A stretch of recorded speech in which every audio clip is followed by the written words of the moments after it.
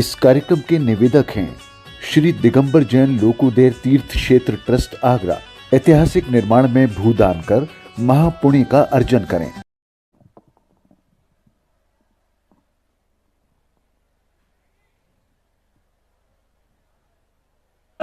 पूर्ण हुआ है, ऐसे गुरुदेव के चरण में नमोस्तु के साथ बारंबार प्रार्थना करते हैं। नमोस्तु नमोस्तु नमोस्तु। जय श्री ओम नमः सिद्धेभ्यः। जय श्री ओम नमः सिद्धेभ्यः। जय श्री ओम नमः सिद्धेभ्यः। सर्वमंगल मांगल्यं सर्वकल्याणकारकं प्रधानं सर्वधर्माणां जैनम जयतु शासनम। पंच परमेष्टि भगवान की, आचार्य श्री गुरुवर कुंद कुंद महाराज की, आचार्य श्री गुरुवर विद्यासागर महाराज की।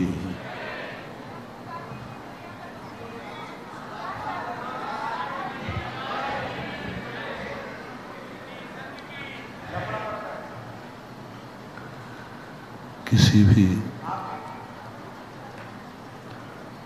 मंजिल की जब हम महिमा सुनते हैं,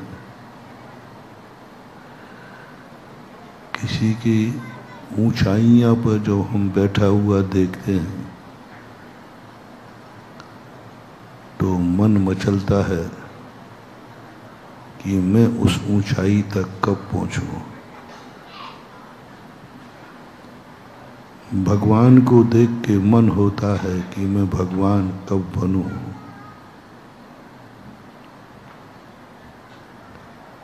मोक्ष का वर्णन सुनते ही मन होता है कि मैं मोक्ष को कब प्राप्त करूं।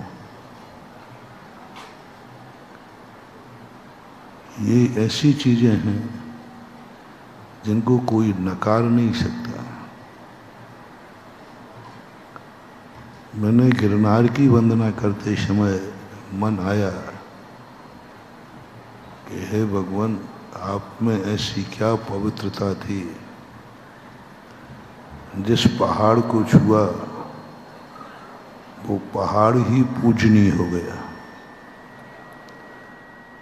बस वही पवित्रता मुझे चाहिए कि जिस पहाड़ पर बैठूं वो पहाड़ भी पूज्य हो जाए। ज्ञानी व्यक्ति का लक्षण होता है, ज्ञानी की पहचान होती है। महान आदमी वह नहीं है जो महान है, अच्छा आदमी वह नहीं है जो अच्छा है, ज्ञानी वह नहीं है जो ज्ञानवान है, धर्मात्मा वही नहीं है जो धर्मात्मा है।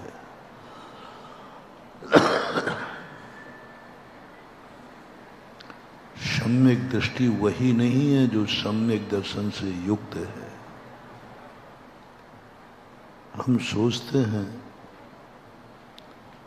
हमारे पास धर्म है तो हम धर्मात्मा हैं, हम अच्छे आदमी हैं, अच्छा कार्य करते हैं इसलिए हम अच्छे हैं। हमारे पास धन है तो हम धनवान हैं, हमारे पास आंखें हैं तो हम आंखों वाले हैं, हमारी आंखें अच्छी हैं इसलिए हमारी आंखें अच्छा देखती हैं, हमारी आंखें इसलिए हमारी आंखें अच्छी हैं। हमारे कान भी अच्छा सुनते हैं इसलिए हमारे कान अच्छे हैं। हमारा मुंह भी अच्छा बोलता है इसलिए हमारा मुख अच्छा है। हम हाथ पैरों से अच्छे काम करते हैं इसलिए हमारे हाथ पैर अच्छे। हमारा परिवार बहुत अच्छा है इसलिए हम बहुत पुण्यवान हैं। हमारे पास धन दौलत भी बहुत अच्छी है इसलिए हम धनवान हैं। ये जो लक्षण बना लिए हैं, ये सारे लक्षण अच्छे आदमी के नहीं हैं। अच्छा आदमी वही है जो अच्छा करता हो, जिसमें कोई बुराई ना हो, उसे अपन लोग अच्छा कहते हैं। जिसमें कोई अधर्म ना हो, उसे धर्मात्मा कहते हैं। लेकिन यह तो सारा जगत जानता है। धन है तो धनवान है, सारा जगत जानता है। लेकिन नहीं, ऐसे धनवान की प्रशंसा जैन दर्शन में नहीं है। धनवान तो कोई भी हो सकता है। मेरे पास धन है इसलिए धनवान है, नहीं। धनवान होकर के भी वो संसार का सबसे बड़ा कंगाल हो सकता है। मेरे पास ज्ञान है इसलिए मैं ज्ञानवान हूं, ये भी हमारा भ्रम है। महान आदमी, अच्छे आदमी का एक लक्षण पूज्यवर समंतभद्र महाराज ने खोजा। उसमें गरीब भी धनवान हो सकता है, कम धर्मात्मा भी बहुत बड़ा धर्मात्मा हो सकता है। उन्होंने एक बहुत बड़ी खोज की है, बहुत बड़ी खोज की। उन्होंने कहा कि ये तो सारी दुनिया मानती है, मैं स्वस्थ हूं तो हम कहते कि मैं बहुत स्वस्थ हूं। नहीं, ये स्वस्थ का लक्षण नहीं है। बीमार व्यक्ति भी स्वस्थ हो सकता है, गरीब भी अमीर हो सकता है, गंदा आदमी भी अच्छा हो सकता है, गंदगी भी अच्छी हो सकती है। यही तो सबसे बड़ी भूल अपन करते आए। हम अच्छे कार्य करने लगे तो हम अहंकार आ गया कि मैं अच्छा आदमी हूं, क्योंकि मैं कोई बुरा कार्य करते ही नहीं। मैं कोई बुरा कार्य करते ही नहीं हूं। मैंने शास्त्र सारे पढ़ लिए इसलिए मैं ज्ञानी हूं। आप तो पूछ लीजिए जहां से पूछना है, जो भी आप पूछना हो पूछ लीजिए। मुझे सारे शास्त्र कंठस्थ, मेरे पास हर प्रश्न का जवाब है, इसलिए मैं ज्ञानी हूं। यही भूल है, यही सबसे बड़ी भूल। सबसे बड़ी भूल को सुधारना है हमें आज, क्योंकि हम उस विशुद्धि लब्धि की तरफ जा रहे हैं जहां पर हमें कुछ ऐसी चीज पहचानना है, ऐसी वस्तु का ज्ञान करना है जो ज्ञान करने लायक ही नहीं। हमें ऐसी चीजों को समझना है जो समझने लायक नहीं है। हमें उसकी तरफ देखना है जो देखने लायक नहीं। हमें वे बातें सुनना है जो सुनने लायक नहीं है। हमें वहां जाना है जो जाने लायक नहीं। हमें वह करना है जो करने लायक नहीं है। और करोगे तो गंदे होना पड़ेगा, देखोगे तो बुरा फल होगा, पहुंचोगे जाओगे तो भी गलत होगा। ये सब कुछ जान रहा है तो भी कभी कभी गलत कार्य भी करना पड़ता है। जो करने योग्य नहीं है वो भी करना पड़ेगा। वो अभी थोड़ी देर बाद बताता हूं। पहले अपन ये समझें कि अच्छा आदमी कौन है। जो अच्छा है वो अच्छा आदमी हो, ये कोई नियम नहीं है। रिपीट कर रहा हूं, जो अच्छा आदमी है वह अच्छा हो, ये कोई नियम नहीं है। वो तो सारा जगत कहता है कि बहुत अच्छा है, नहीं कहता। अच्छे आदमी को मात वो स्वयं अच्छा कहता है, वो स्वयं अपने आप में कहता है मैं अच्छा आदमी हूं, कोई नहीं कहता उसको, कोई नहीं कहता उनको, पूछने वाला नहीं कोई। जो अपने आप को ज्ञानी मानता है उसे ज्ञानी कोई नहीं कहता। जो अपने आप को साधु मानता, सही का साधु, झूठा साधु नहीं,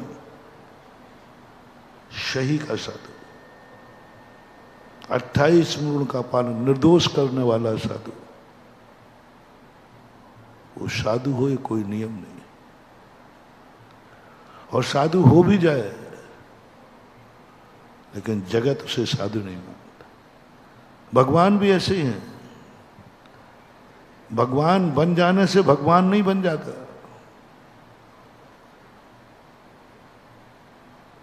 चार घातिया कर्मों का नाश करने से वो अरिहंत बन सकते हैं, लेकिन भगवान नहीं बन सकते। समस्त पापों को छोड़ करके साधु बन सकता है, गुरु नहीं बन सकता। मान लीजिए कोई आत्मा ने ध्यान किया, चार घातिया कर्मों को नाश कर दिया, अरहंत बन गया, लेकिन वो भगवान नहीं बने अभी। अरहंत बनना अलग चीज है, भगवान बनना अलग चीज है। भगवान बनने वाला भगवान तो बन सकता है, भगवान बनने वाला अरहंत तो बन सकता है, लेकिन भगवान नहीं बनेगा।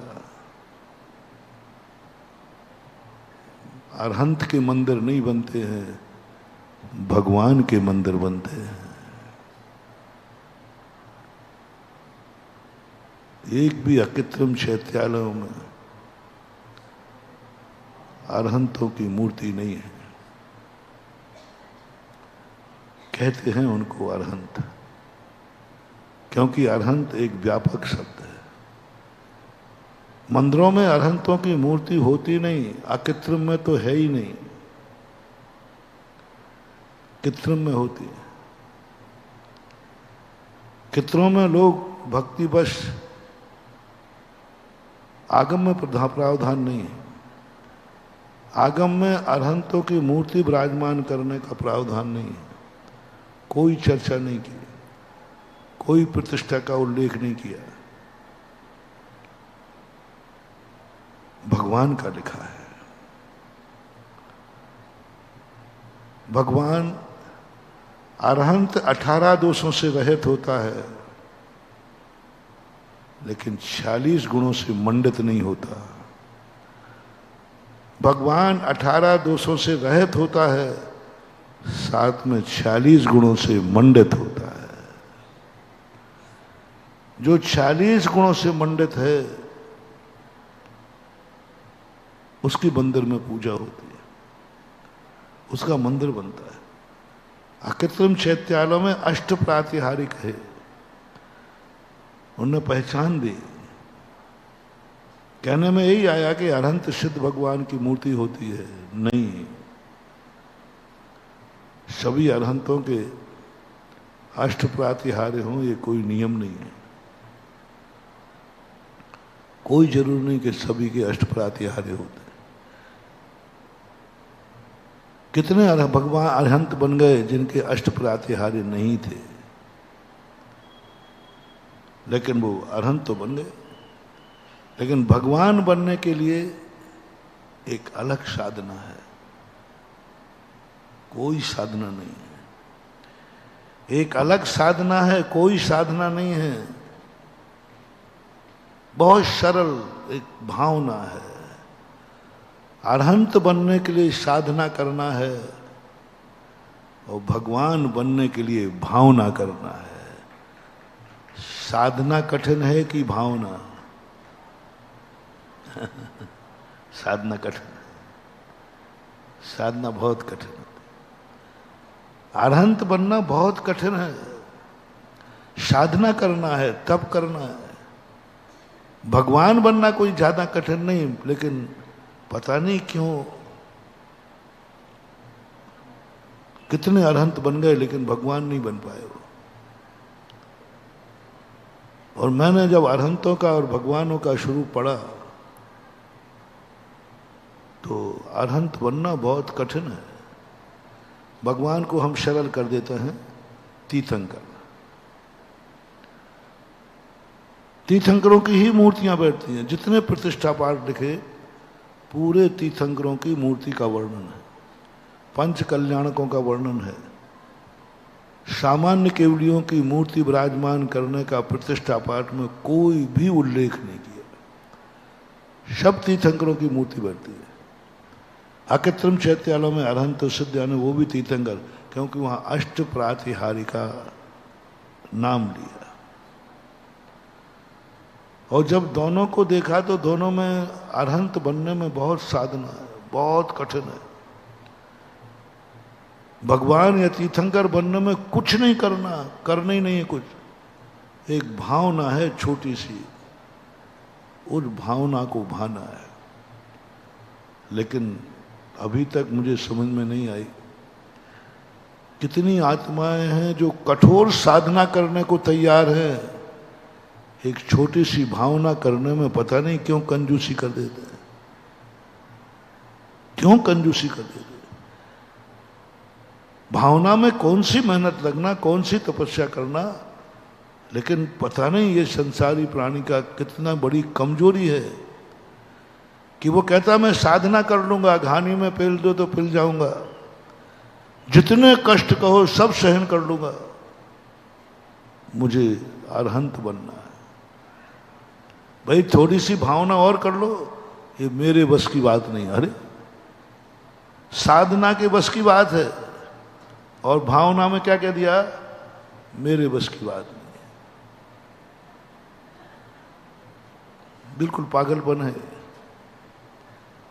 लेकिन पागलपन नहीं है। अभी मैं तुमसे पूछूंगा, मैंने इसको बहुत थीसिस किया। मुझे पहले ऐसे लगता था ये तो सब पागल थे, सारे अनंत भगवान, थोड़ी सी भावना और भा लेते सब भगवान बन के जाते। उनके भी मंदिर बन रहे होते, उनका भी समूषण लग रहा होता, उनका भी 24 समूषण में। अब देखो 24 समूषण में कहीं बाहुबली का नाम ले रहे हो, भरत का, क्या ये अरहंत नहीं हुए हैं?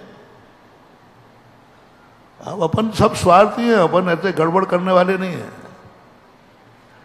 24 तीर्थंकरों में से अन्न के लिए अर्घ भी नहीं चढ़ा रहे। तो भाई एक सामान्य केवली हुए, भरत हुए, राम हुए, हनुमान हुए, सुग्रीव हुए, सुनील हुए, गए हुए, गवाक्ष हुए, नंगानंग कुमार हुए सोनागिर से, कितने सामान्य। उनको तुम्हारे यहाँ कोई पूजा नहीं, कोई पाठ नहीं, कोई अर्घ नहीं। महत्व 24 का, और इन्होंने कोई साधना नहीं की है, उनसे कम साधना की है। बाहुबली से एक भी तीर्थंकर ने बाहुबली जैसी साधना नहीं की। बताओ कौन से तीर्थंकर को बेलें चढ़ी, कौन से तीर्थंकर को नाग नागिन चढ़े? बाहुबली की साधना गजब की माने। बड़े बड़े उपसर्ग सहन किए, बहुत वर्णन। तीर्थंकरों में इतनी साधना नहीं होती, लेकिन आज उनका 24 समूषण कल्पद्र मंडल विधान हो रहा है। समूषण रचा, कुबेर अपनी संपत्ति लगा रहा है, सारे देवता सब लोग बड़े टाट भाट से वैभव के साथ आ रहे हैं। भगवान का जन्म हुआ है। भगवान बना नहीं तो भी लोग उसका दर्शन कर रहे हैं। अरहंत बनने वाला है तो भी उसकी कोई पूछने वाला नहीं। मालूम भी चल जाए कि इसी भाव में चरम शरीर है तो भी कोई देवता पूछेंगे नहीं, बोले वहां अरहंत बनेगा, ये बनेगा, इसमें कौन सी बड़ी नई बात है। कोई पूछना तो जन्म में है ना गर्भ में है, गर्भ और जन्म में कोई भी तद्भव मोक्षगामी जीवों को कोई नहीं पूछता। पांडव तद्भव मोक्षगामी थे, गर्भ में आ गए, जन्म में आ गए, वन वन घूम गए, एक देवता नहीं आया, किसी देवता ने जय जिनेन्द्र भी नहीं किया। और भगवान को देखो, जन्म के 6 महीने के पहले ठाट बाट, जन्म के 6 महीने पहले से 56 कुमारियां आ रही साहब, तद्भव मोक्षगामी को क्यों नहीं आ रही? वो भी तो निश्चित किया है कि सर्वार सिद्धि से आया है, इसी भाव में मोक्ष जाएगा। कम से कम उसकी तो व्यवस्था बनाना चाहिए थी। उस तद्भव मोक्षगामी को तो गर्भ कल्याणक, जन्म कल्याणक, सारे कल्याणक होना चाहिए। कोई चर्चा नहीं, कोई नहीं पूछ रहा है। और एक जब तीर्थंकर का हुआ, अपन सबको ठाट बाट मालूम है। ये समोषण देखकर, यहां बैठ करके जब ये पंडाल का समोषण दिखता है, कोई साधन पुण्य नहीं कमा रहे हो महानुभाव आप लोग। भले 2-4 लाख रुपया तुम्हारा लगा होगा, ये तुम्हारा मय ब्याज के क्या, आज तुम समोषण में बैठ करके ऐसा लग रहा है, जब ये समोषण का दृश्य ऐसा है तो साक्षात तीर्थंकर का क्या होगा। शुभचंद्र आचार्य महाराज ने एक बात बहुत अच्छी कही। उन्होंने पिंडस्थ पदस्थ रूपस्थ रूपातीत ध्यान की चर्चा करते हुए कहा कि तुम्हें लगता होगा कि कल्पना में मैं अरहंत हूँ, मैं मुनि बन गया हूँ, मैं अरहंत बन गया हूँ, मैं सिद्ध बन गया हूँ, शरीर समाप्त हो गया है, ये आत्मा सिद्धालय में जा रहे हैं। ये कल्पना कराने से क्या होने वाला है? क्या ये मन के लड्डू नहीं है?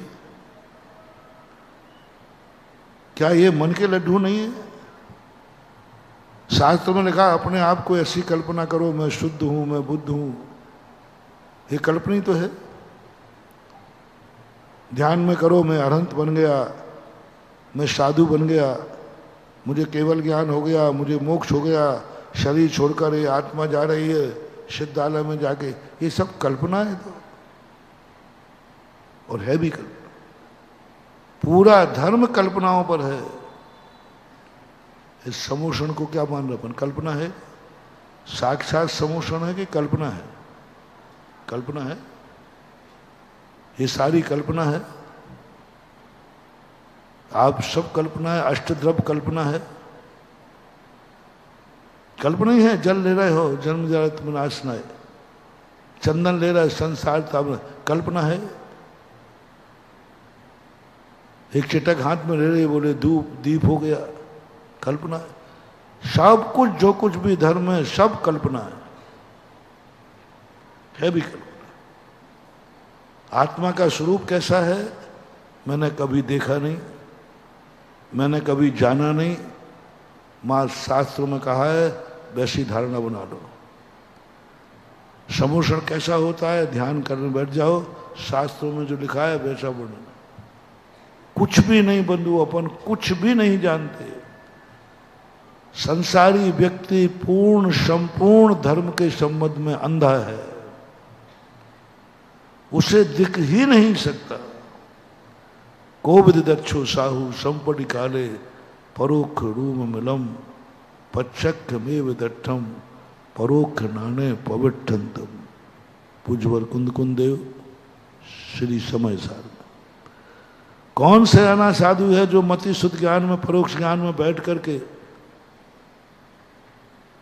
और कहे कि मैंने सब कुछ प्रत्यक्ष देख लिया? कुछ नहीं देखा, सब कल्पनाएं हैं, सब कल्पनाएं हैं। न्याय शास्त्रों में कहा, जवाब दिया कि हमारे लिए कल्पना है।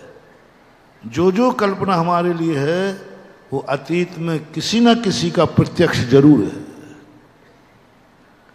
किसी ना किसी ने देखा है मोक्ष, अन्यथा कल्पना भी नहीं आती। किसी ना किसी का प्रत्यक्ष जरूर है। बिना प्रत्यक्ष के जो चीज किसी के प्रत्यक्ष नहीं है वो असत है। और जो किसी ना किसी के प्रत्यक्ष है और मेरे प्रत्यक्ष नहीं है, वो मेरे लिए कल्पना है, वस्तु स्थिति कल्पित नहीं है। यदि तुम इसको कल्पना मानोगे तो आप लोग भी सब कल्पना में जी रहे हो।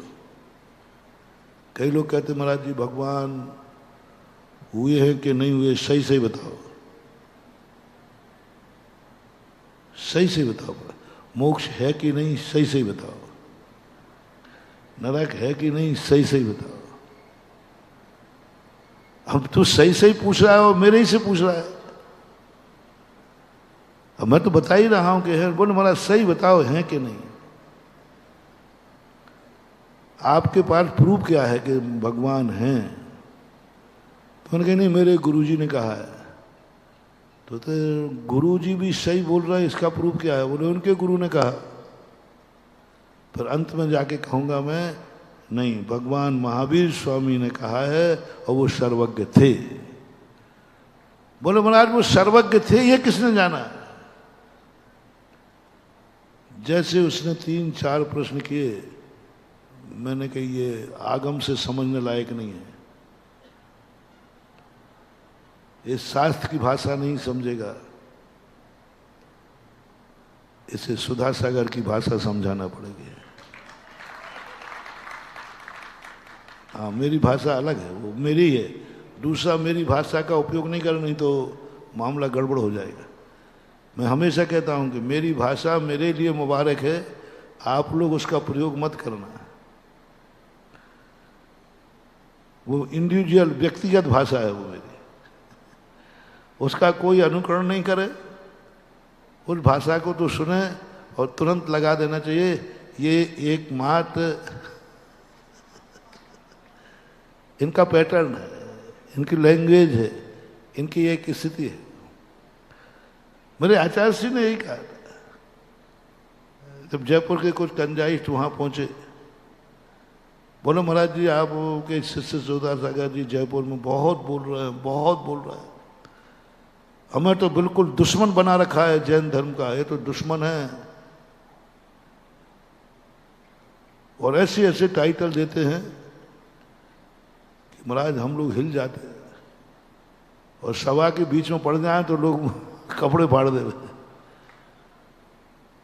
तो हमारे पूज्य गुरुदेव ने कितना अच्छा शब्द कहा,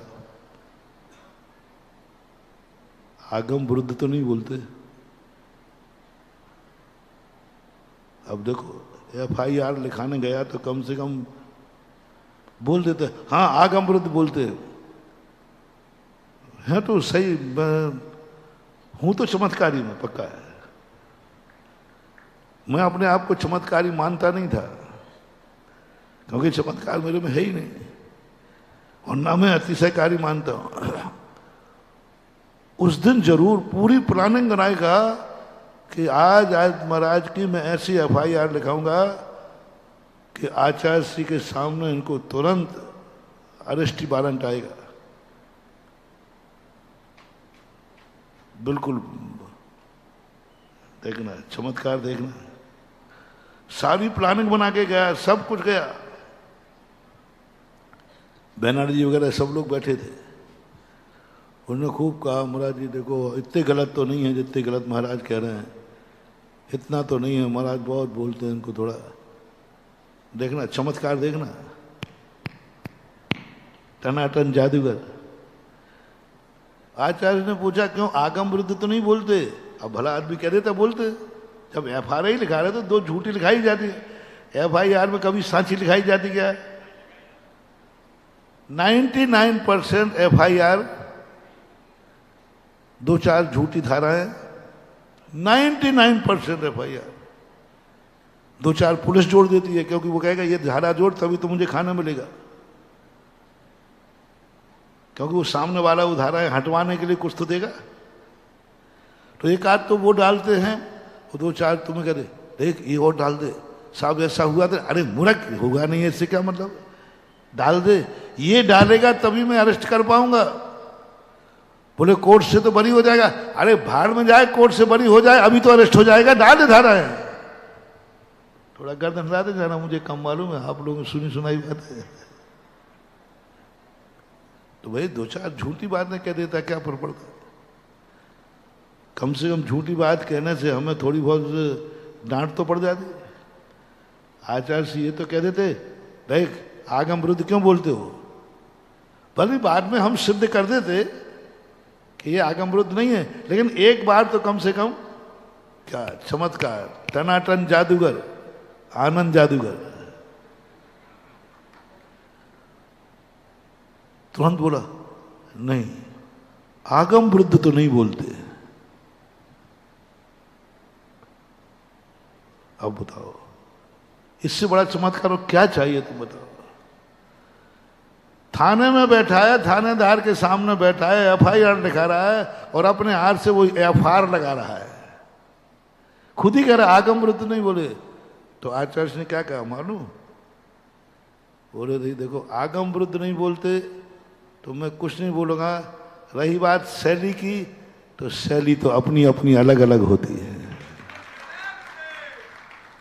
शैली तो बाप की शैली बेटे के प्रति कैसी होती है, बोलो ना। भाई की शैली भाई के प्रति कैसी होती है, दोस्त की शैली दोस्त के सामने कैसी होती है, गुरु और शिष्य की शैली कैसी होती है। हर व्यक्ति की भाषा अलग अलग होती है कि नहीं। उसी कलेक्टर को सारी दुनिया सर कह रही है और बाप कह रहा है क्यों रे रमुआ। कौन को कह रहे हैं, और सारे लोग क्या कह रहे हैं, दोनों की शैली एक करो ना, एक करो। जिंदगी भर प्रधान ने रमुआ कहा है, जन्म से ही कहा है। आज वो कलेक्टर बन गया, राष्ट्रपति बन गया पक्का है। सारे लोग क्या कह रहे हैं, सर महामहिम। अब आप लोग बताएं पिताजी क्या कहें। अब कल तक उसको रमुआ बोलते थे, ए रमुआ कहाँ गया। आज वो राष्ट्रपति बन गया और कलेक्टर बन गया। तो पिताजी को अपनी भाषा अपनी लैंग्वेज बदलना चाहिए या वही रहेगी। नहीं, अब वो भी कहे कलेक्टर सर आइए सर। पिताजी भी सर बोले। अरे उस पिताजी से बड़ी उम्र वाले भी उसको सर बोल रहे हैं। सारा जगत बड़े बूढ़े कैसे भी हों, कलेक्टर को क्या बोलते हो, सर। अब बाप से क्या बुलवाना चाहते वो तुम बोल दो। आज की सभा प्रस्ताव पास करे, बड़े बूढ़े, उसकी उम्र कम है कलेक्टर की, फिर भी सारा संसार बड़े बूढ़े कहते हैं सर। राष्ट्रपति बन गया तो माननीय महादेव महामहिम माननीय, बड़े लोग भी बोलते हैं। अब बस एक व्यक्ति बचा है, उसकी और तुम सहमति दे दो, अपन प्रस्ताव पास करते हैं। उसका नाम है पिताजी। वो क्या बोले वो बताओ। प्रदीप भैया बता रहे, राजेश बाबू पटना वाला क्या बता रहे। तुम तो बाप हो, बोलो ना। उससे भी बुलवा दूं सर। और तुम कलेक्टर हो, तुम्हारा बाप से बुलवाना है, अभी और ले लो।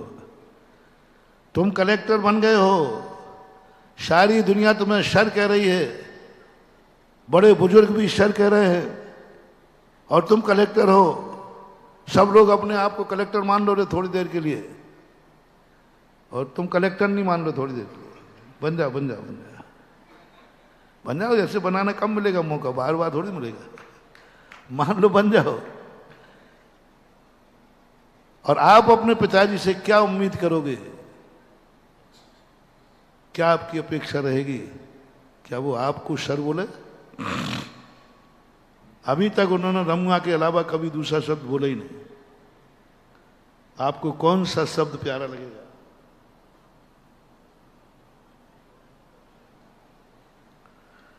जिंदगी भर बाप ने रमुआ बोला है और आप कलेक्टर बन गए और सारा जगत सर बोल रहा है। तुम पिता के मुख से कौन सा शब्द सुनना चाहोगे? आज प्रस्ताव पास करो। कलेक्टर हो, थोड़ा होश में आओ। राष्ट्रपति बनाया है, होश में आओ। तुम कलेक्टर बन जाओ चाहे महामहिम जाओ, बाप की वही शैली प्रशंसनीय है जब वो गोदी में खेल रहा था तब। उसी में आत्मीयता है, उसी में आत्मीयता है। तुम कलेक्टर नहीं बन गई हो ना? बन गई ना? हाँ बन गई, बन गई। अब तब तुम्हें सब कह रहा है मैडम, सर, सर। अब तो राष्ट्रपति बन सकते, अभी भी लेडीज राष्ट्रपति है, बन सकते। अब सब लोग तुम्हें सर बोल रहे हैं, मान नहीं बोल रहे हैं। आप अपने श्रीमान से क्या अपेक्षा करेंगी?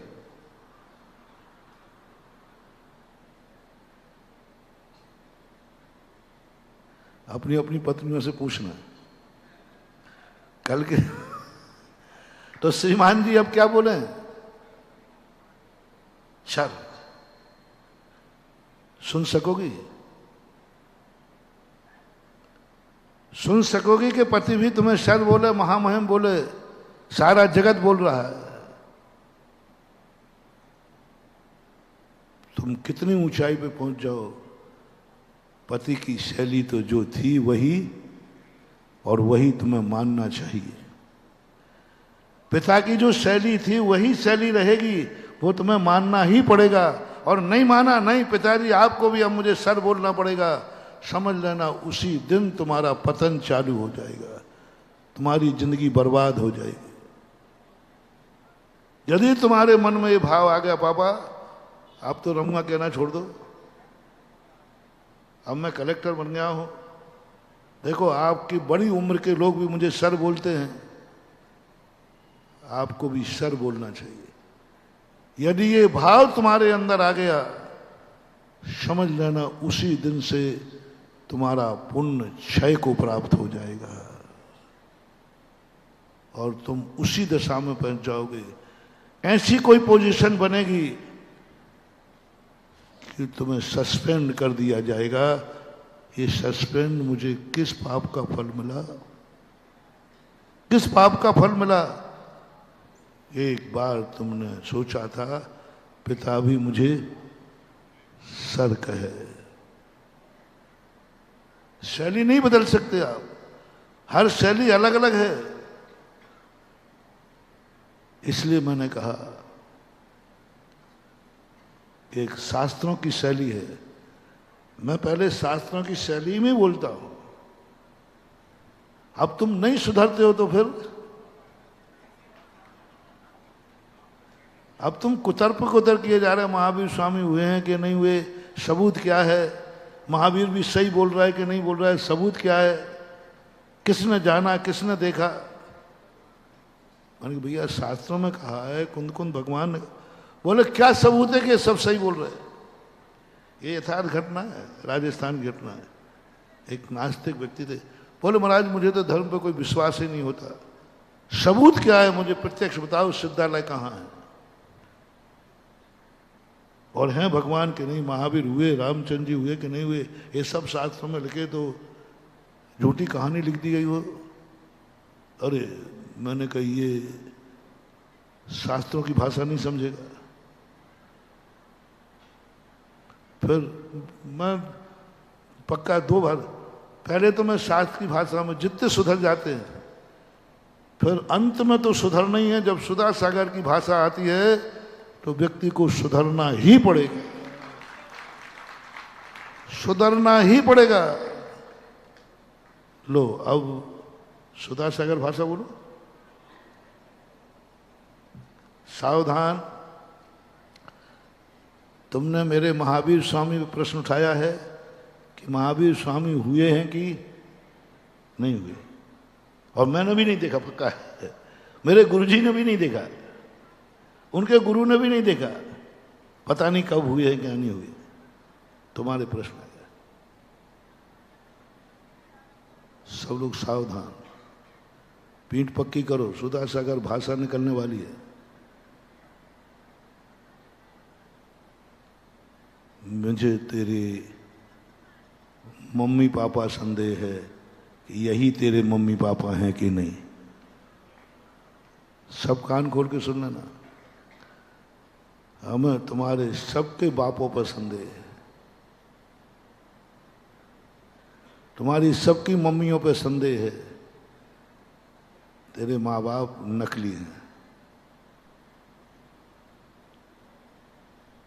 महाराज जी ऐसा मत बोलो, देखो हम असली बाप की मुझे तो संदेह है और मेरे पास प्रमाण है। कल दिया था, 16 साल तक तद्भव मोक्षगामी प्रद्युम्न नकली माँ बाप को असली मामा मानता रहा, हुआ है, प्रमाण है। तो तुम्हारे माँ बाप नकली है नहीं हो सकते, क्या सबूत है? अस्पताल में प्लेट बदलने में कोई देरी लगना है क्या? कितनी प्लेटें बदल देती हैं नर्सें, दोनों होते हैं। माँ तो बेचारी उस समय उतनी क्षमता में रहती नहीं, नर्सें संभालती हैं, बस कोई लाख तो 50,000 रुपया दे दो, वो प्लेट बदल देगी, तुम्हारे यहाँ ये बच्ची हुई है, तुम्हारे यहाँ ये बच्चा हुआ है। ऐसे केस सुनने में आते हैं कि नहीं? प्लेट बदल दिया, नंबर बदल दिया, तुम्हारा बदला गया हो तो क्या सबूत है? अब मैंने संदेह कर लिया, यदि आपके पास कोई प्रमाण हो तो बताओ। तुम्हारे माँ बाप, सबके माँ बाप नकली हैं, असली नहीं हैं, ऐसा संदेह वाक्य में बोल रहा हूं। आपके पास कोई प्रमाण हो असली का तो दो। राजकुमार तुझसे मांग लो। अब महाराज मत मांगो, देखो चलने दो, गाड़ी चल रही है तो। क्या प्रमाण पत्र है? क्या प्रमाण पत्र है आपको? महाराज जो फिर तो प्रमाण पत्र दो। अब एक प्रमाण पत्र जरूर है, DNA टेस्ट कराओ। किस किस ने अपने मम्मी पापा का DNA टेस्ट कराया? मात एक हुआ था उत्तर प्रदेश में, नारायण दत्त तिवारी का।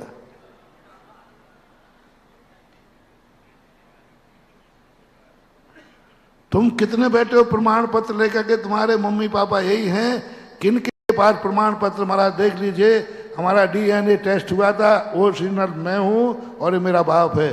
किस किस ने टेस्ट कराया? चक्रेश बाबू आपने नहीं कराया था? कराया है? अरे महाराज कैसी बातें कर रहे हो, सब तुमने?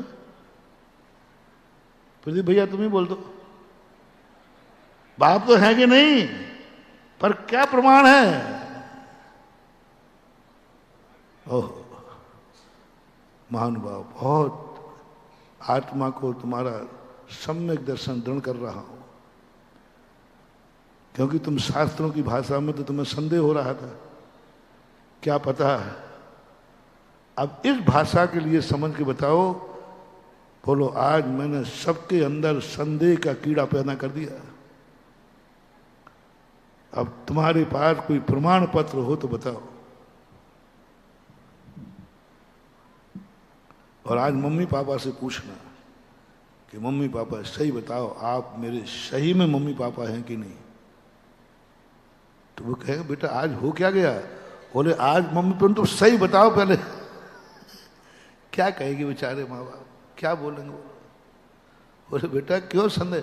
नहीं मुझे तो बताओ। अब तो माँ पेट में रख के फिर दिखाएगा जन्म देके तू मैं ही हूं। कोई दुनिया की ताकत नहीं दिखा सकती। मुझे दिखाओ। क्या दिखाएं? मैं कह रही हूं यही प्रमाण है। बेटे से माँ ने कहा शुरुआत में, बेटा मैं तेरी माँ हूं, बोल माँ। तो अपन माँ बोलने लगे। मम्मी ने कहा कि बेटा बोल ये तेरे पापा हैं, तो बोलने लगे। बड़े भाई ने कहा कि ये तेरे पापा हैं। अरे पहले तो तू ही मेरा बड़ा भाई है कि नहीं ये बता, पहले पापा की बात करता है। क्या सबूत है कि तुम्हारा बड़ा भाई है? बोले मम्मी कह रही थी तेरे से पहले ये हो। ये हुआ था।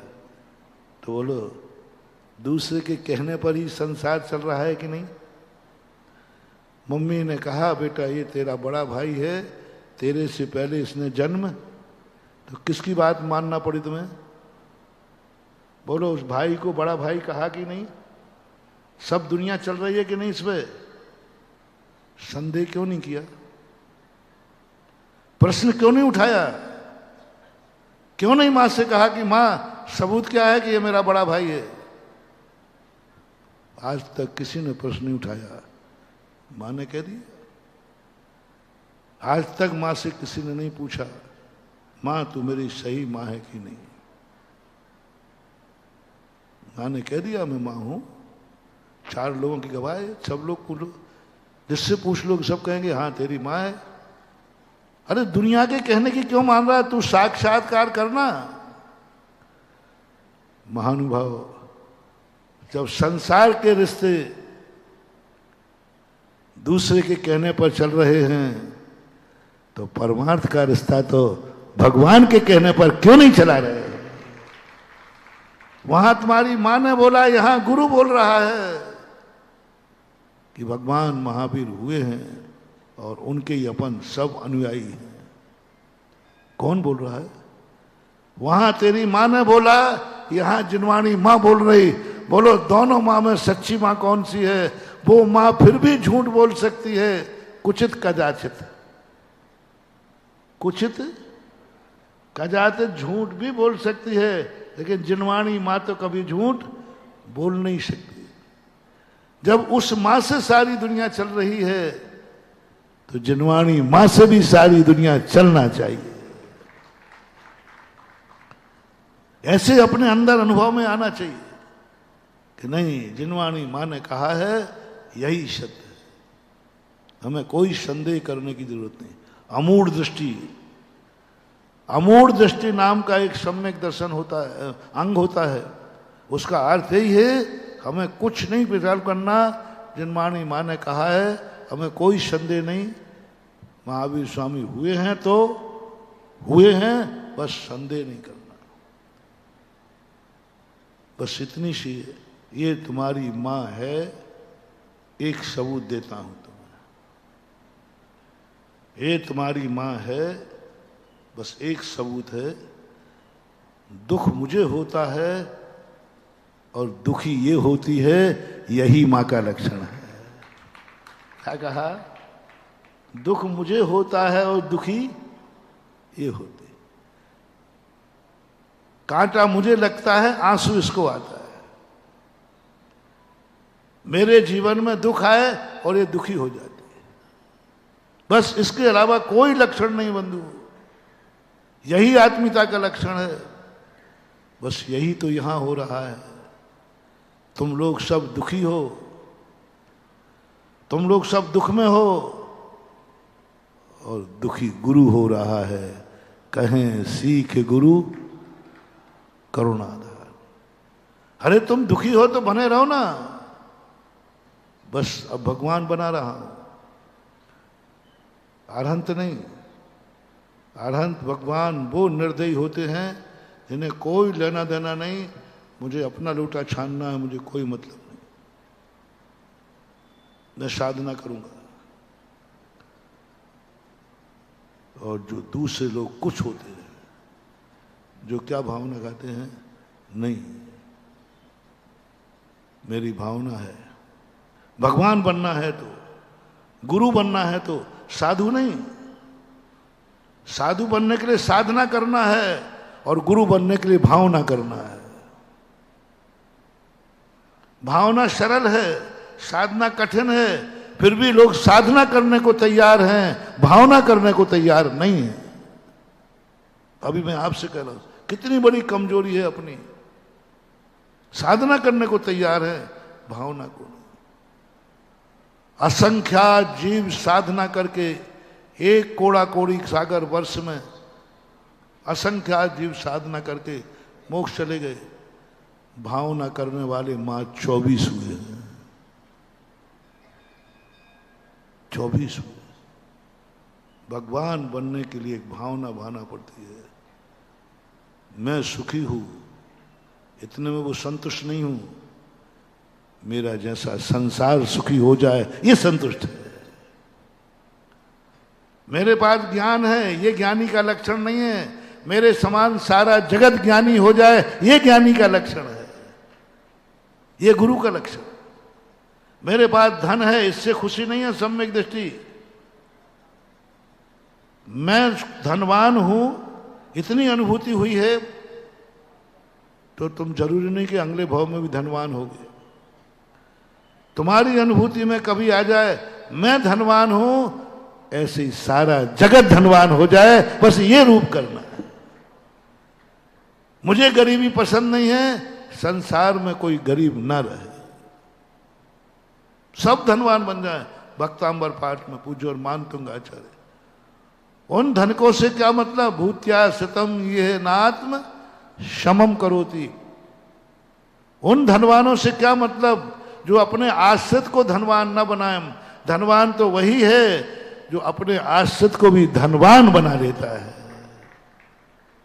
तीर्थंकर की विशेषता। ये समूषण ऐसे ही नहीं रच गया, ऐसे ही नहीं अपन उनकी पूजा कर रहे हैं, ऐसे ही नहीं अपन उनकी जय जयकार बोल रहे हैं, ऐसे ही नहीं कुबेर करोड़ों अरबों रुपया खर्च करके खाली कर देता है अपने खजाने को, ऐसे ही नहीं अपन करोड़ों रुपये खर्च करके मंदिर बनाते हैं भगवान का, ऐसे ही नहीं बनाते हैं। बहुत बड़ी कहानी है महानुभाव। इन तीर्थंकरों का बहुत बड़ा बलिदान है, बहुत बड़ा बलिदान है। इन भगवान जितने बने हैं ये 40 मूल गुण मंडित से, ये ऐसे ही नहीं बन गए। ऐसे ही नहीं रत्न बरसते हैं 6 महीने पहले, ऐसे ही नहीं मेरू पर अभिषेक होता है, ऐसे ही नहीं जाके समूषण की रचना होती है, ऐसे ही नहीं मोक्ष पर दिवाली मनाई जाती है। बहुत बड़ा बलिदान। स्वयं सुखी थे लेकिन सुखी नहीं थे, स्वयं सुख से भरे हुए थे फिर भी सुख की अनुभूति नहीं कर रहे थे। सुखी है लेकिन सुख की अनुभूति नहीं है। सुखी है, रिपीट कर रहा हूं, सुखी है और अनुभूति दुख की हो रही है। आंख है और अंधे की अनुभूति हो रही है, कान है बहरे की अनुभूति हो रही है। सब तरफ से सुखी हैं और दुख की अनुभूति कर रहे हैं, धनी हैं और गरीब की अनुभूति कर रहे हैं, स्वस्थ हैं और बीमार की अनुभूति हो रही है। स्वस्थ हैं और अनुभूति किसकी हो रही है? सुखी है, अनुभूति हो रही है, सुख की अनुभूति नहीं हो रही। क्या कहते हैं भगवान के समूषण में बैठ करके, जैसा मैं सुखी हूं। अरे तू सुखी है तो सुख की अनुभूति तो कर। नहीं, मुझे सुख की अनुभूति जब ही होगी जब सारा संसार सुखी दिख जाए। मैं सुखी हूं, संसार दुखी है, तो भगवान को हमेशा कभी भी सुखी नजर नहीं आएंगे, वे दुखी नजर आएंगे, क्योंकि वे अपने सुख से सुखी नहीं होते हैं, वे जगत को सुखी देख करके सुखी होते हैं। जगत सुखी देखना चाहता, सामने वाले को अमीर देखना चाहता, मुझे कोई फर्क नहीं पड़ता। एक उदाहरण आता है कि एक दिन मां त्रिशला एक गार्डन में घूम रही थी महावीर को बचपन में लेकर के। तीर्थंकर के ऊपर, तीर्थंकर बहुत सुखी थे, सब तरफ से सुखी थे, गार्डन में घूम रहे थे, मनोरंजन था। एकदम चीख पड़े, मां तुम मेरे पीठ पर पैर क्यों रखे हो? तो इसलिए कहती, बेटा तुझे कोई ऊपरी बाधा हो गई क्या?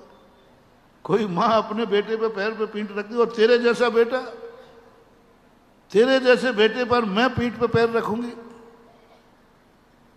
कैसा पागली बात। बोले मां बहुत जोर से रखे हो, बहुत दर्द हो रहा है। मां घबरा गई, बेटा कहाँ रखे बता। तो उन्होंने कपड़ा उठा के देखा तो पीठ पर मां का पैर के निशान बने थे, खून झलक रहा था,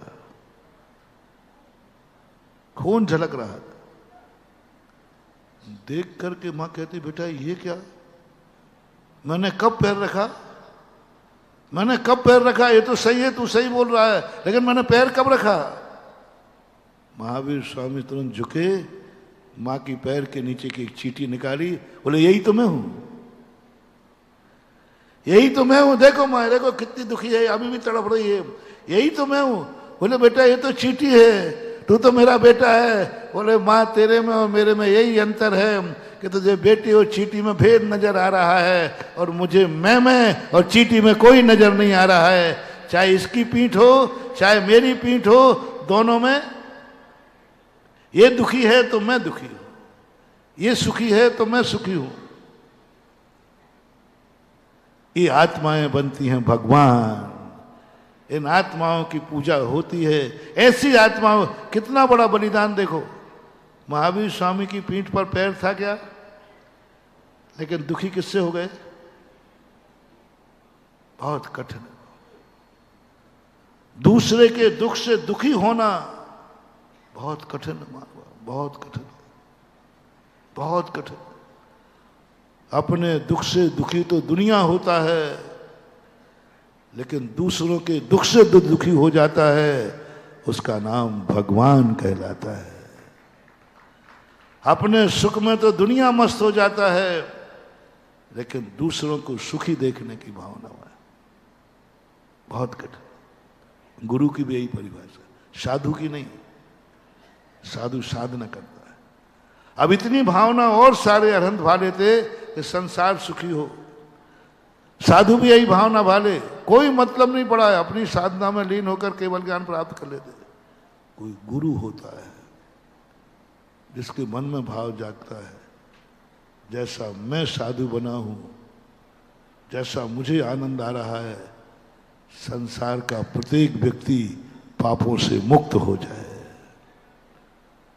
पापों से मुक्त होगा, धर्म में लग जाए, ऐसा जब भाव आ जाता है उस समय गुरुत्व प्रकट हो जाता है।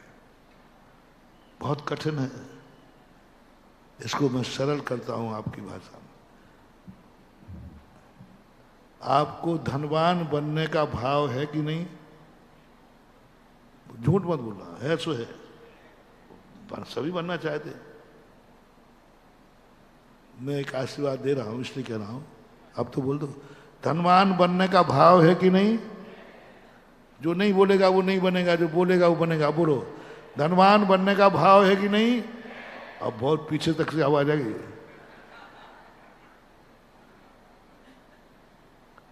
बस एक बात कहना चाहूंगा, पहले मैं सारे संसार को धनवान बनाऊंगा, बाद में तुम्हें बनाऊंगा। अब आपकी राय क्या है। झूठ मत बोलना। बोले महाराज ये बात के लिए थोड़ी हाँ कहा था हमने। स्वयं धनवान बनने का अपन भाव हजारों बार करते हैं। कितने बार भाव आया है, सारे जगत धनवान बने, मैं ही नहीं। मैं किसी को गरीब नहीं देखना चाहता हूं, सारा जगत धनवान बने। ये प्रार्थना तुमने कितने बार की भगवान से।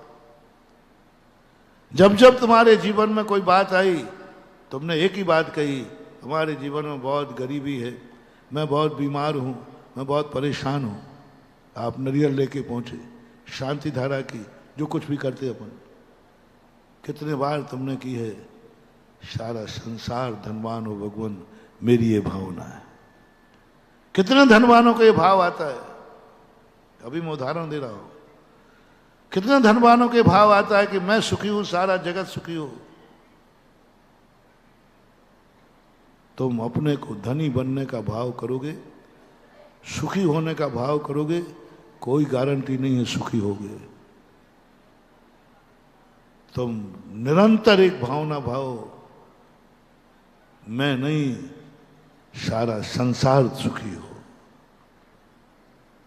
मेरे पास कोई मंत्र तंत्र नहीं है, मैं मंत्र तंत्र करता भी नहीं हूं, मुझे विश्वास भी नहीं है।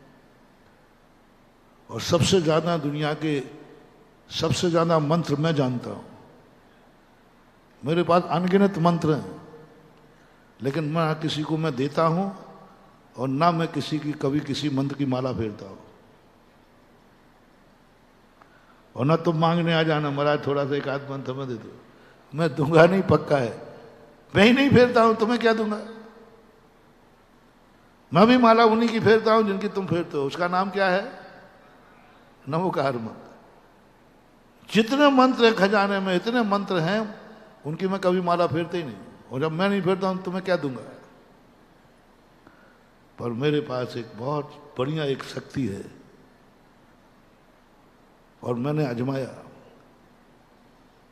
मैं मंत्रों से वो ठीक नहीं कर पाया। भक्तांबर से भी बड़ी शक्ति है, भक्तांबर से भी वो ठीक नहीं हुई। शांति धारा से भी बड़ी शक्ति है। कितने लोगों पर मैंने आजमाया, बोले महाराज जी हमारा मरना निश्चित हो गया है। एक कैंसर का मरीज था, बोले डॉक्टर ने कह दिया जाओ अब कोई दवाई नहीं लगेगी।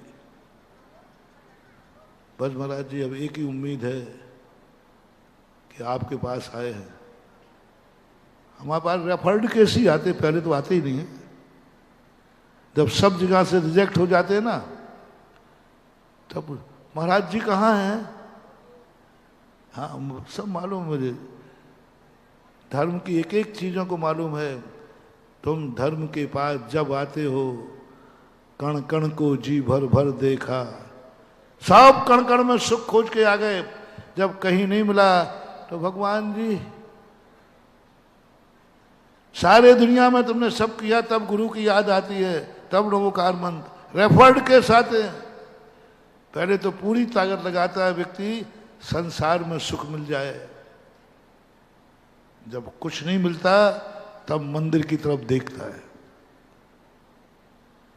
मैं समझ गया, मैंने कहा अच्छा। और मैं उसको जानता था, वो कभी मंदिर नहीं गया, जाता ही नहीं था। उसके नगर में मैंने चतुर्मास किया, पर वो कभी भी आहार दान नहीं दिया। खूब पूजा पाठ का उपदेश दिया, उसने कभी कोई नियम नहीं लिया। प्रवचन सुनना का सवाल ही नहीं था, वो मानते ही नहीं था। और अब महाराज जी पुरानी गलतियां भूल जाना, मेरे अवगुण न चितारो प्रभु अपनो विरध निहारो। हम लोग तो ये मानना ही पड़ता है, यदि तुम्हारी गलतियों पे चला जाऊं तो ध्यान रखना। साधुओं को तो मानना ही पड़ता है कि अपनो विरध निहारो। मैंने कभी कोई उम्मीद, और बोले मेरा डॉक्टर ने स्पष्ट मना कर दिया। अपरिहार सोच्याम दशा मुपगताश्युत जीविता। तो मैंने कहा भी देखो मरना तो तुम्हें पक्का ही है। तो महाराज जी आपने अभी बोल दिया, थोड़ा आप नहीं बोलते तो आपका क्या बिगड़ जाता है। क्योंकि दुनिया को मालूम कि आपके मुंह से निकल जाए तो अब तो और कोई उम्मीद है। तो मैंने कहा भैया देखो जब पक्का ही हो गया है तो अब हम झूठा आश्वासन नहीं दे सकते। मैंने कहा एक कार्य और कर लो, तुम मर तो रहे ही हो। मैंने ये नहीं कहा कि तुम बच जाओगे, नहीं तो वो चमत्कार नहीं होगा। यदि मैं बोल देता कि एक मंत्र फेर लो, ये कार्य कर लो, शांति धारा कर लो, मंत्र फेर लो, भक्तांबर पढ़ लो, बच जाओगे, तुम्हारे लिए सब अतिशय खत्म हो जाएगा। क्योंकि तुम फेरोगे तो स्वार्थ से फेरोगे। मैं भक्तांबर पढ़ूंगा तो बच जाऊंगा, शांति धारा करूंगा तो बच जाऊंगा। शक्ति खत्म हो जाती है, शक्ति खत्म हो जाती है क्योंकि स्वार्थ आ गया। तो मैंने उससे कहा कि देख, मैंने कहा कि तू बच जाएगा ही नहीं, वो तो मरना तो है। तुमसे बॉम्बे से लौट के आ गया, अब एक उपाय कर, जिंदगी में तो तूने कोई पुण्य किया नहीं, अब तू मंदिर आने लायक रहा नहीं, तो मेरे प्रवचन सुनने लायक रहा नहीं, शांति धारा करने लायक रहा नहीं। इसके लिए मैंने तूने बार बार किया, जब तू लायक था सुन रहे हो? जो जो लायक हैं, जो जिस अच्छे कार्य करने के लायक है फिर भी नहीं कर रहा है, वो कौन है? कल का नाम लो।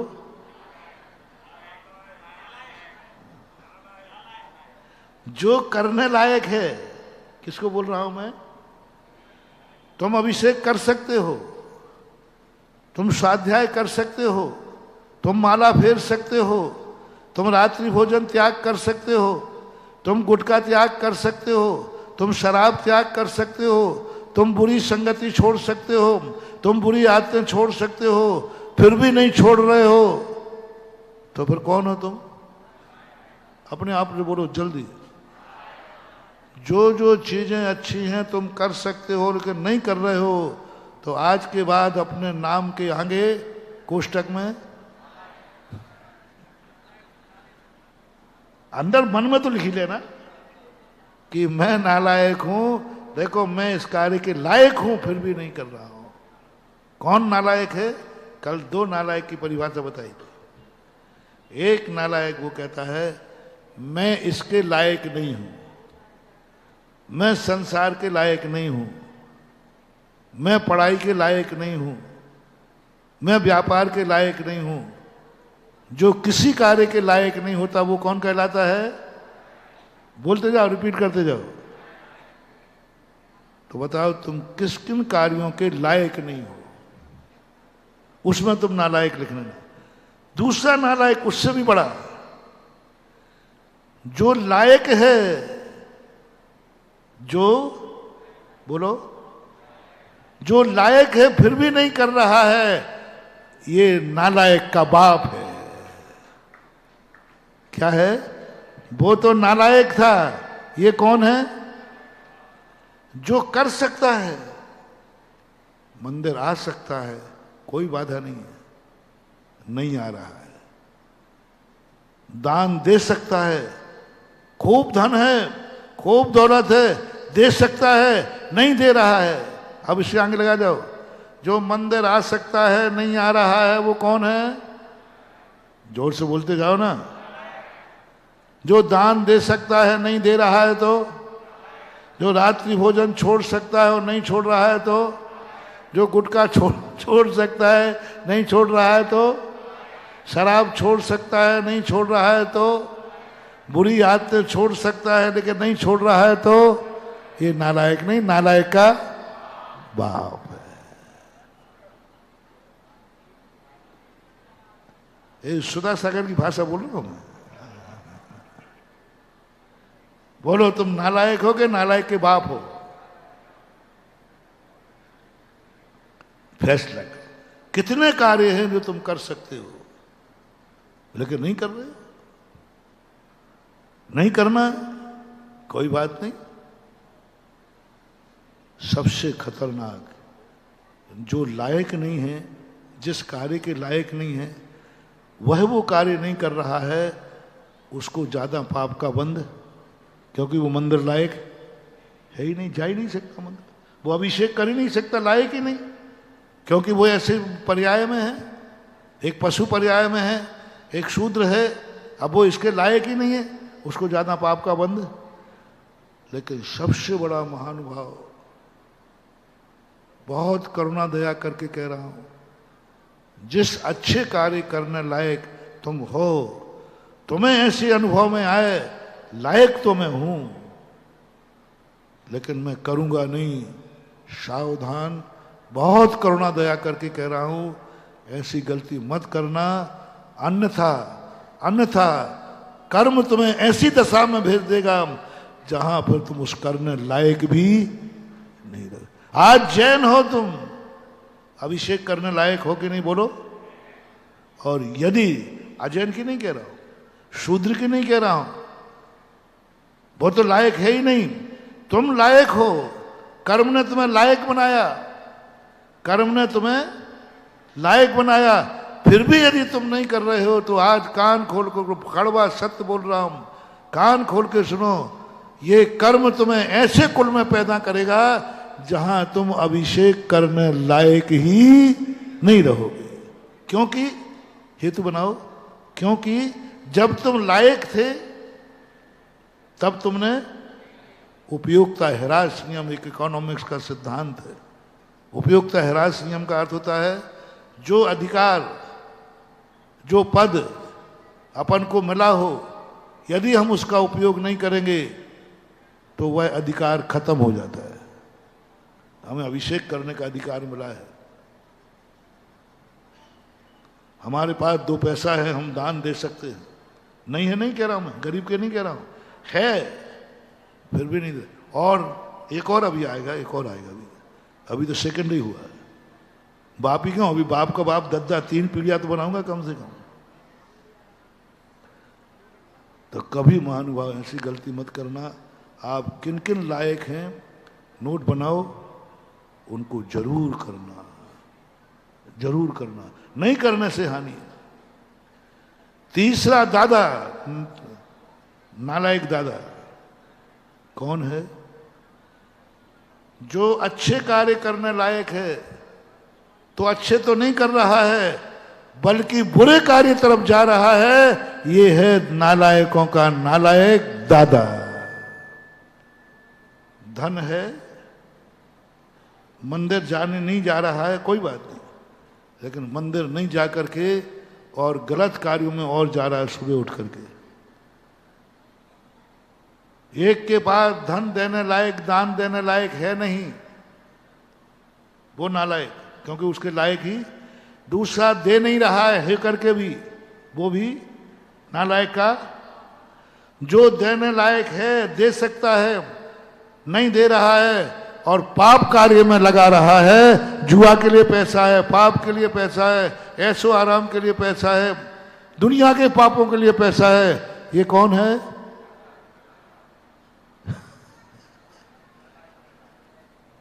पाप के लिए शक्ति है, बुरे कार्यों के लिए शक्ति है, बुरे कार्यों के लिए टाइम है, धर्म के लिए टाइम नहीं है, अच्छे कार्यों के लिए टाइम नहीं है, बुरे कार्य के लिए टाइम है। एक अच्छे कार्य के लिए 2 मिनट के लिए कहे तो सोचने का, महाराज मेरा मन बहुत चंचल है, और बुरे कार्य को सोचने में घंटों निकल जाए पता ही न चले। 3-3 घंटे महाराज जी यहाँ भैया बहुत बैठालते हैं, 3-3 घंटे लगा देते हैं। अच्छा, और 3.5 घंटे की बढ़िया पिक्चर हो तो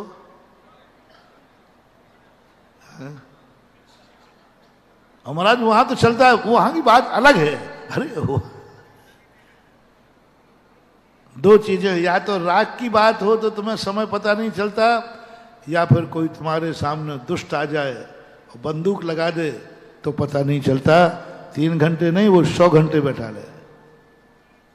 तो अपनी जिंदगी में ये बात को विचार करें, वो मंत्र देना नहीं भूल जाऊं।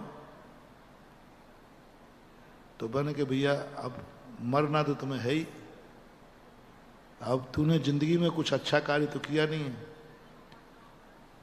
तो कम से कम अंगला भाव सुधार ले। तो महाराज जी मैं अंगला भाव कैसे सुधारूं?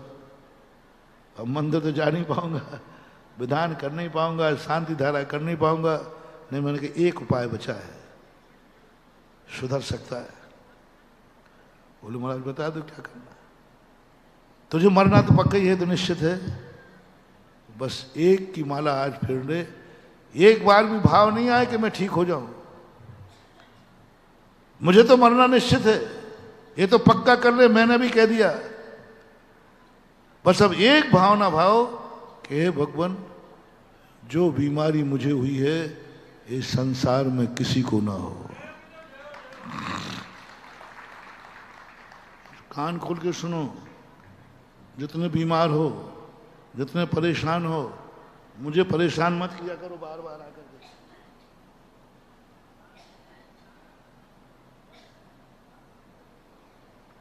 मैं सार्वजनिक मंत्र दे रहा हूं, समूषण में बैठ के दे रहा हूं, प्रभु की छाया में बैठ के दे रहा हूं, ये महामंत्र दे रहा हूं।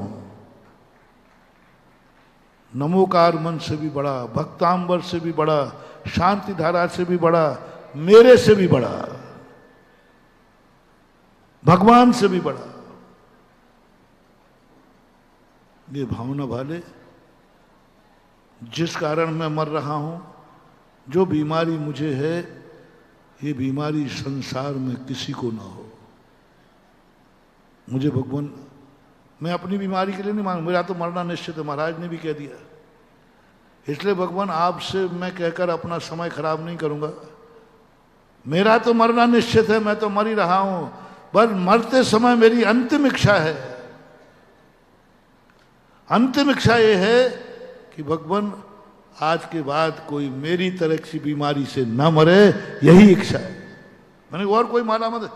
ध्यान रखना, यदि तेरे मन में ये भाव आ गया कि मेरी बीमारी ठीक हो जाए तो तेरा अगला भाव बिगड़ जाएगा। मैंने उसको ऐसा भर दिया, मैंने देख तेरे मन में भी भाव आ गया मेरी बीमारी ठीक हो जाए तो मामला बिगड़ जाएगा। अगला भाव भी ऐसे ही दुख में जाना चाहता है तो ठीक है, उन्होंने कहा नहीं जाऊंगा मैं, अगला भाव मेरा अच्छा होना चाहिए। मैंने कहा बिल्कुल गारंटेड, पर तू विचार मत करना, बस एक ही भगवान मेरी जैसी बीमारी किसी को। चमत्कार सुनो महानुभाव, मुंह में पानी जाना बंद था, 24 घंटे उसने भावना हुई, बस भगवान कोई इच्छा नहीं, कभी मर सकता हूं, संसार में बीमारी किसी को ना हो। 24 घंटे के बाद उसने अपने मुंह से पानी मांगा।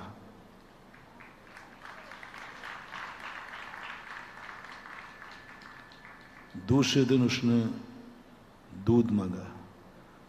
1 हफ्ते के बाद उसने कहा रोटी का ग्रास अपने मुंह से खाया, और वो कम से कम बाद में, उम्र के अनुसार तो मरना ही था, उसके बाद 6 साल जिंदा रहा स्वस्थ होकर। और डॉक्टर के पास गया, वही डॉक्टर साहब मेरी फाइल देख लो। बोले तुम्हें तो कुछ नहीं है। किसने कहा कैंसर था? बोले साहब आप फाइल देखते हैं तो कहते सीरियस कैंसर था, बच ही नहीं सकता। बोले तू हो ही नहीं सकता। बोले साहब मैं वही हूं, ये संभव नहीं है। बोलो ये चमत्कार किसका है? नहीं, मैं कभी अपने आप का से, तुम भली कितनी हम मेरे ऊपर छोड़ो, सब महाराज आपका चमत्कार है, मेरे में कुछ नहीं है रे, मेरे में कुछ नहीं है। बस एक जरूर गुण है कि मैं जिनवाणी को अच्छी तरह जानता हूं। मेरे में चमत्कार नहीं है, मैं शांति धारा को जानता हूं। मेरे में ये सिद्धांत है, अब जो व्यक्ति एक मोटिवेशन दे रहा हूं, जो व्यक्ति जिस बात से दुखी हो, वे रोते हुए मेरे पास ना आवें, रोते हुए समय व्यतीत ना करें, अपने को दुखों को दूर करने की भावना छोड़ दें। जो जिस तरफ से दुखी है बस एक ही भावना भाएं, जो दुख मेरी जिंदगी में है संसार में ये दुख किसी को। गरीब लोग भावना भाएं, जो गरीबी मेरी है संसार में कोई गरीब ना हो। तुम अपने लिए मत मांगना, यही पथ है। और तुमने थोड़ा नहीं भगवान थोड़ा सा हमें भी मिल जाए, नहीं नहीं नहीं नहीं नहीं, वो तो फिर कुपथ हो गया। हमें कुछ नहीं चाहिए, संसार सुखी चाहिए। मुझे कुछ नहीं चाहिए, मेरी आंख का आंसू रुके या नहीं रुके हमें कोई फर्क नहीं पड़ता। बस भगवान मैं किसी की आंख में आंसू देखना नहीं चाहता। आंसू लाने से मैं दुखी नहीं हूं, आंसू देखने से दुखी हूं। ये बनते हैं भगवान। पर मुझे किसी की आंख में आंसू नहीं दिखना चाहिए। ये मत कहना मेरी आंख में भी आंसू नहीं आया, नहीं नहीं मेरी आंख में तो चलने दो। किसी की आंख में आंसू नहीं आए, कोई दुखी नहीं रहे। ये भावना थोड़ी से सुबह उठते समय, शाम को सोने के पहले भेज दिया, भा लिया करो। कोई कठिन तो नहीं बताइए, हैं? कठिन है, पर यही सबसे ज्यादा कठिन है। तो माला फेर लोगे, सब कर लोगे, लेकिन ये भावनाएं कितने बार तुम्हारे मन में आती हैं? जब तुम्हारे दुख आता है तुम्हारे मन में कितने बार आता है? बार बार यही आता मेरा दुख दूर हो, आप सब प्रैक्टिकल करो इसको, बहुत सरल है।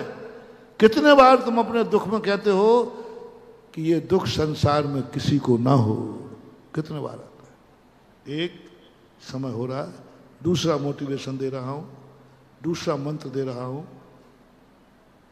जो सुखी है, जो धनवान है, जो साधु हैं, जो अपने आप को पुण्यात्मा मानते हैं, मैं अपने आप को साधु मानता हूं तो मेरे लिए भी, आप अपने आप को श्रावक मानते हो तो तुम्हारे लिए भी, आप अपने आप को जैन मानते हो तो तुम्हारे लिए भी, आप अपने आप को धनी मानते हो तो तुम्हारे लिए भी, आप अपने आप को सुखी मानते हो तो तुम्हारे लिए भी। बस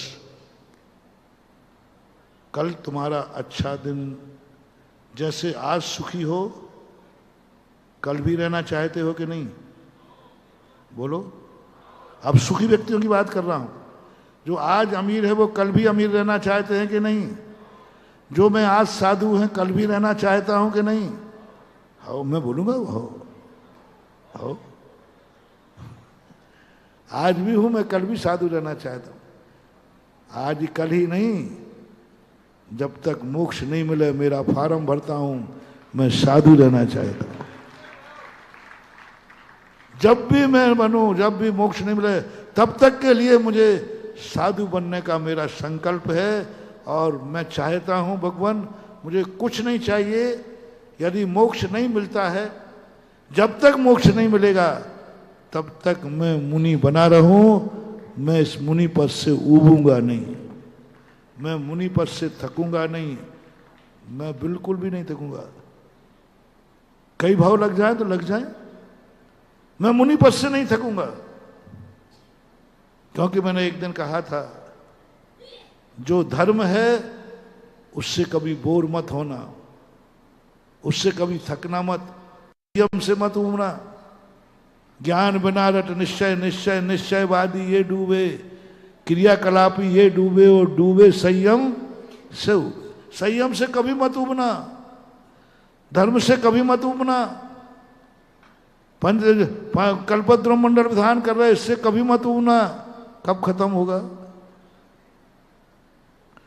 माला फेरने से कभी मत उबना। माला फेर, उबना नहीं, माला फेरी करो। मेरू याद नहीं आना चाहिए। माला फेरते अभी मेरू ये मेरू याद नहीं आना चाहिए। उबना नहीं माला से। माला का अंत तो होगा, लेकिन भावना ये भाना है, हे भगवान मेरे भाग्य देखो, मैं माला फिर रहा हूं, बस इस माला का कभी अंत ना हो। अंत तो होना है कि नहीं? मेरू तो आएगा, 108 गुड़िया है, 108 तो आएंगे, लेकिन तुम्हें क्या भावना भाना है? हे भगवान इस माला का कभी अंत ना हो, कभी अंत नहीं हो, फिरती रहे।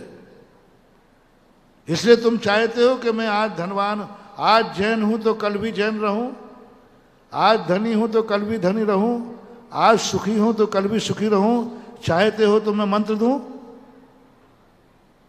हैं? दुखी का तो दे दिया। आज दुखी हो कल दुखी नहीं रहोगे। क्या भावना भाना है? संसार के सभी जीव के दुख दूर हो, अब सुखी रहने का। जो जिस तरह से है उसमें इतनी जोड़ दो, जैसा मैं सुखी हूं ऐसा सारा संसार सुखी हो जाए।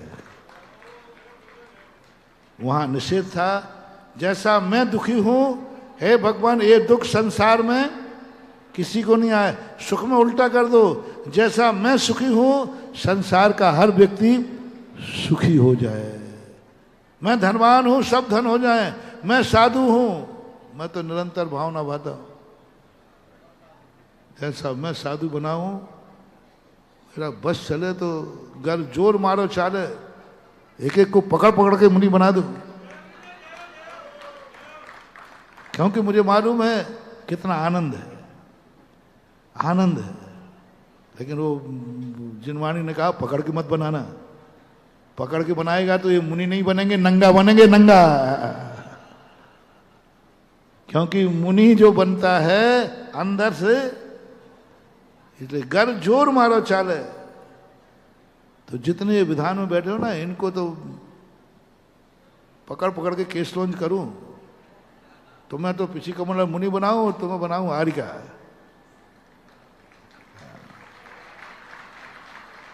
और जब सागर से बिहार करूं,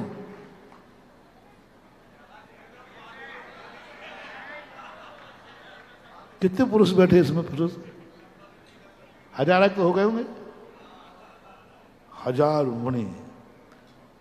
और फिर दूसरे गांव में जाऊंगा तो वहां को थोड़ी छोड़ दूंगा। और जितनी आरिका जो महिलाएं हैं, उपशांतमती 4 आरिकाएं हैं। जब यहां 13 तारीख के बाद बिहार करे तो पीछे से कितनी आरिकाएं जावे? हाँ, अगर जोर मारो चाले। यदि मेरा बस चले तो तुम्हें सबको मुनि बना दूं और तुम्हें सबको आरिका बना दूं। क्यों महाराज जी ऐसी भावना? आप भागे क्या करोगे? मैं मालूम इसलिए भाग रहा हूं। तुम नहीं बनोगे मुझे मालूम है, तुम नहीं बनोगे मालूम। और जबरदस्ती बना दिया तो तुम साथ में भाग जाओगे, ये भी पक्का है। हाँ, कई शिवरात्रि शिविर में बैग छोड़ के भाग गए, हम ढूंढते रहे उसको। कमेटी वाले बोले महाराज जी एक बैग छोड़ गया। मैंने कहा ढूंढो भाई ढूंढो। पता चला कि वो तो भाग के घर पहुंच गया। कितने बैग मिले? ऐसे ही तुम्हें जबरदस्ती बना दूंगा तो पिछी कमंडल छोड़ करके भाग जाओगे, कब पता नहीं चलेगा। इसलिए नहीं बनाऊंगा, नहीं बनाऊंगा। तो बनना नहीं, लेकिन मैं भावना भा सकता हूं कि नहीं? इससे फायदा क्या होगा? इससे ये फायदा होगा, तुम मुनि बनना है नहीं बनना, अगले भाव में मेरा मुनि पद पक्का रजिस्ट्रेशन हो जाएगा। क्योंकि जो भावना दूसरों को भाता है वो दूसरे को लाभकारी हो या नहीं हो, स्वयं को तो। इसी प्रकार मैं आपसे कह रहा हूं, धनवान हो तो भाव करो, सब सुखी रहे। तुम्हारे पास मकान हो, हे भगवान संसार में कोई बेमकान नहीं रहे। तुम्हारे पास थोड़ा बहुत धंधा अच्छा हो, भगवान सबका धंधा अच्छा रखे। शुरुआत करना सेठ के लिए, सेठानियों के लिए यदि शुरुआत करना हिम्मत हो तो कितना कठिन है ये बता रहा हूं। तुम उपवास कर लोगी, साधना कर लोगी, लेकिन अब मैं कह रहा हूं तुम्हारे यहाँ जो बर्तन मांजने वाली है, रोटी बनाने वाली है, झाड़ू लगाने वाली है, क्या इस कल्पद्रुम मंडल विधान में तुम भावना कर सकोगी कि एक भगवान, इस कल्पद्रुम मंडल विधान के लिए मेरी भावना है कि मेरे यहाँ एक नौकरानी है, बर्तन मांजती है, वो भी किसी की माँ है, वो भी चेतन आत्मा है, वो भी किसी की पत्नी है, वो भी मानव जाति में है। भगवान वो भी मेरे जैसी अमीर बन जाए। कौन? कौन?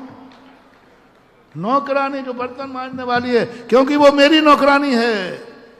जैन की नौकरानी होने का मतलब क्या? नौकरानी तो सबके यहां होती हैं, पापियों के यहां भी नौकरानी होती हैं, लेकिन जैन नौकरानी की विशेषता ये होना चाहिए कि जैन सेठानी मंदिर में जाकर नौकरानी को सेठानी बनाने का अर्घ चढ़ा रही है कि हे भगवान हम जैन हैं और मेरी नौकरानी को क्या वेतन तो सभी देते हैं, रोटियां तो सभी देते हैं। जैन महिला अपनी नौकरानी को सेठानी बनाने के लिए भगवान से पूजा करती है, कल्पद्रुम मांगती है। हिम्मत नौकरानी को सेठानी बनाने की? मेरा नौकर भी मेरे जैसा सेठ बने, मेरा नौकर। कुछ तो विशेषता होना चाहिए जैन घर की, कुछ तो विशेषता होना चाहिए जैन नौकर की। और ये सबसे बड़ी विशेषता है कि एक जैन महिला, जैन पुरुष भावना भा रहा है। आज देखो जूठे बर्तन मैं करूं और मांजना इसको पड़ता है। किसके लिए?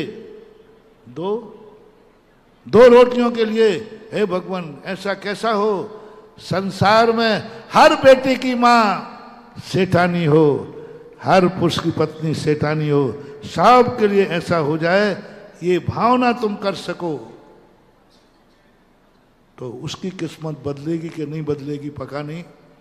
अगले भाव में तुम जरूर चक्रवर्ती की रानी बनोगी, अगले भाव में जरूर तुम देवेंद्र की इंद्राणी बनोगी।